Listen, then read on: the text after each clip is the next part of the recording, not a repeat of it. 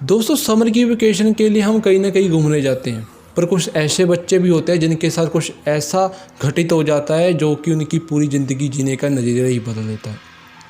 तो बस ऐसी एक सच्ची घटना लेकर आज मैं आपके सामने पेश हुआ हूँ। मेरा नाम है चरणजीत। डर की डोज के इस एपिसोड में मैं आपका बहुत बहुत स्वागत करता हूँ।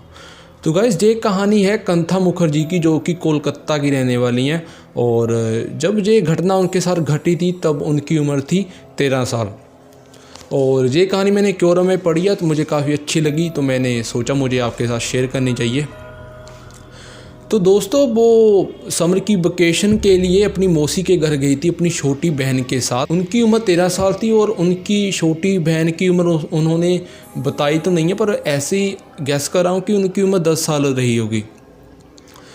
तो उनकी मौसी गांव में रहती थी और गांव में बंदे इतने ज़्यादा कम रहते थे कि अगर उन सभी को एक कमरे में लाकर उनको काउंट किया जाए तो वो 1 मिनट में ही काउंट हो जाए। तो आप समझ सकते हो वहाँ पर जो पॉपुलेशन थी वो काफ़ी कम थी। और उस जगह पर काफ़ी ग्रीनरी थी और काफ़ी झाड़ियाँ वगैरह थी और काफ़ी पेड़ थे। और कुछ फ़ोटो उन्होंने वहाँ पर शेयर भी की थी जो कि मैं आपके साथ शेयर कर रहा हूँ। तो वहाँ पर काफ़ी ग्रीनरी थी और उन्होंने बताया कि वहाँ पर एक बिल्डिंग थी जो कि काफ़ी सुनसान थी और जिसका कि काम पूरा नहीं हुआ था। वो आधी अधूरी ऐसे ही पड़ी थी और वो काफ़ी सालों से ऐसे ही देखते आ रहे थे। और गांव वालों से उन्होंने सुना था कि वहाँ पर कुछ पैरानॉर्मल एक्टिविटीज़ होती है जहाँ पर वहाँ पर कोई भूत दिखता है या कोई रोने की आवाज़ें आती हैं, तो जिस वजह से वहाँ पर कभी जो काम है वो पूरा नहीं हो सका। और काफ़ी लोगों ने वहाँ पर काम पूरा करने की कोशिश भी की, पर वो काम कभी भी पूरा नहीं हो सका। तो गांव में अक्सर ही लंच करने के बाद लोग सो जाते हैं। तो उसने अपनी छोटी बहन के साथ प्लान किया कि हम वहाँ पर खेलने के लिए जाएंगे या इन्वेस्टिगेट करने के लिए जाएंगे। और वो बच्चे थे और उनको इस चीज़ों की इतनी ज़्यादा समझ भी नहीं थी उस वक्त। जब अगले दिन उनकी मौसी जी लंच करने के बाद सो गई तो उन्होंने प्लान बनाया कि हम अभी निकलेंगे, और वो घर से निकल के उस बिल्डिंग में चले गए। और बिल्डिंग की ओर कोई आता जाता भी नहीं था, तो वो दोनों जने खेलने लगे वहाँ पर। काफ़ी देर वो आपस में खेलने लगे तो सब कुछ नॉर्मली चल रहा था। तो वहाँ पर एक स्टेयर थी जो ऊपर जाती थी, पर वो आधी अधूरी थी, पूरी नहीं बनी हुई थी। तो वो जैसे ही ऊपर गए तो उनको एक बहुत ज़्यादा लाउड आवाज़ सुनाई दी और जो सुन के वो दोनों डर गए और उन्होंने भागने की कोशिश की, जिस वजह से उनकी जो छोटी बहन थी वो फिसल कर नीचे गिर गई। तो कंथा मुखर्जी भागती भागती उनके पास गई उन्हें उठाने के लिए कि उठ जा, पर वो उठ नहीं रही थी। उन्होंने बताया कि जो उसका भार था, जो उनका पेड़ था, वो लगातार बढ़ रहा था। उन्होंने काफ़ी कोशिश की कि मैं अपनी बहन को उठा लूँ और जहाँ से हम निकल जाएं, तो पर उनकी बहन थी वो इतनी भारी हो गई थी। तो उन्होंने कुछ मंत्रों के जाप करने शुरू किए। वो मंत्र जैसे जैसे जपती रही, वो उनकी बहन का जो पेड़ था वो कम होता रहा।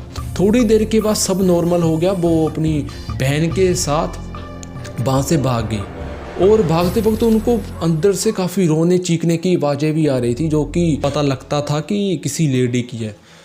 जब वो घर आए तो घर वालों को उन्होंने कुछ नहीं बताया, क्योंकि उसे डर था कि घर वाले डांटेंगे। अगर घर वालों को पता लग गया तो वो डांटेंगे। तो उन्होंने घर वालों को कुछ भी नहीं बताया। पूरा दिन नॉर्मल रहा और उन्होंने रात का खाना खाया और खाने के बाद वो सेकंड फ्लोर में रहते थे, तो उनको ऊपर वाला कमरा दिया गया था मौसी जी के द्वारा। तो वो ऊपर चलेंगे और सोने के लिए, और उन्होंने डिसाइड किया कि जो रूम की लाइट है वो आज ऑन रखेंगे, वो लाइट आज बंद नहीं करनी। तो उन्होंने ऐसे ही जगा कर वो सो गए।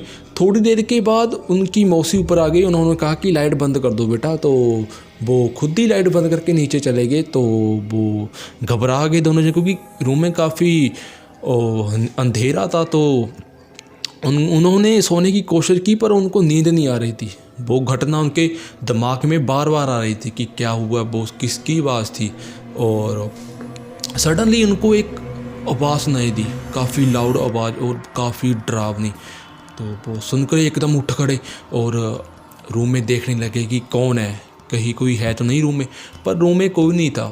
थोड़ी देर के बाद उनको फिर एक आवाज़ सुनाई दी। तो उन्होंने देखा तो उनको बालकनी से नीचे साफ साफ दिख रहा था।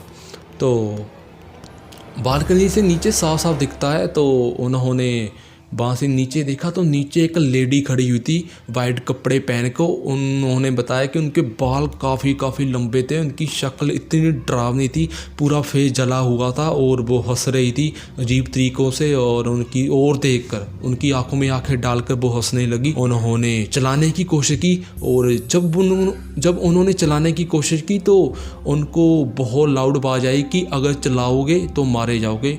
और ये सुनते ही वो इतना डर गए कि वो दोनों बहनें बेहोश हो। सुबह जब उनको होश आया, जब वो उठे तो सब कुछ नॉर्मल था और उन्होंने कहा कि मौसी मेरे साथ ऐसा हुआ है। तो मौसी ने सब अवॉइड किया, उसने हल्के में लिया कि कुछ नहीं हुआ होगा, बच्चे हैं अभी।